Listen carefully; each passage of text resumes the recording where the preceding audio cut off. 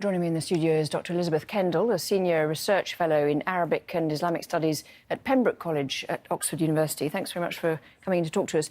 So what do you think it means for Yemen now that Saleh has been killed in this way?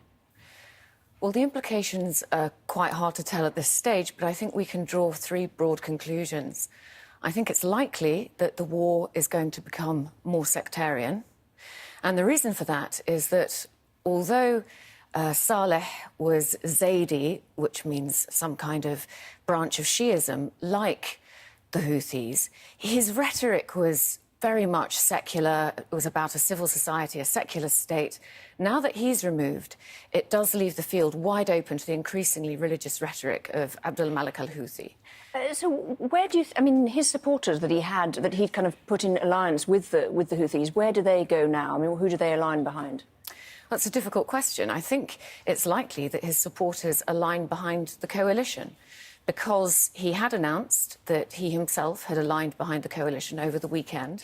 And now that the Houthis have claimed the assassination of Saleh, they will probably seek revenge. And what that means is that the war may also become more proxy, because without the forces that Saleh brought to the table, to the Houthi alliance, the Houthis may need to seek additional support elsewhere, and that could mean increasing vulnerability to the involvement of Iran and its Lebanese proxy Hezbollah. And interestingly, one of the Houthi spokesmen this evening has suggested that, or has blamed Saleh's behaviour, his kind of attempt, what they've called a coup, on involvement of the UAE. So that's sort of drawing in the kind of the proxy side of things even more, isn't it? And the Houthis have already started firing missiles at the UAE recently, haven't they? The Houthis have claimed to fire a missile at the UAE at a nuclear station, actually, in Abu Dhabi over the weekend. UAE did deny that. But it does seem that Houthi anger is being turned not just to Saudi Arabia, but now also much more to UAE. So, yes, the conflict is likely to escalate. So what do you think happened? Do you think Saleh underestimated the power of the Houthis? Or do you think, I mean, what do you think led to his killing in this way?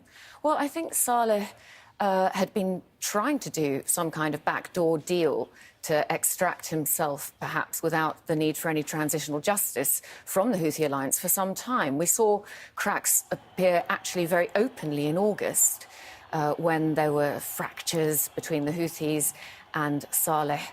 But perhaps this was now the optimal time for him to pull out. And I think that there had been some deal in the offing that was being negotiated with Saudi Arabia and with the UAE for some months. And so presumably now there's no possibility of any kind of negotiated deal in the short term, at least? Well, I don't think there's any possibility of a deal with the Houthis. They will be buoyed by this, what they will perceive as a successful revenge assassination. I think this makes negotiating with the Houthis much more difficult. And as a result, it really makes the UN position, the United Nations position, and its Resolution 2216 quite untenable. Dr. Elisabeth Kendall, thank you very much indeed for coming to talk to us. Thank you. Thank you for inviting me.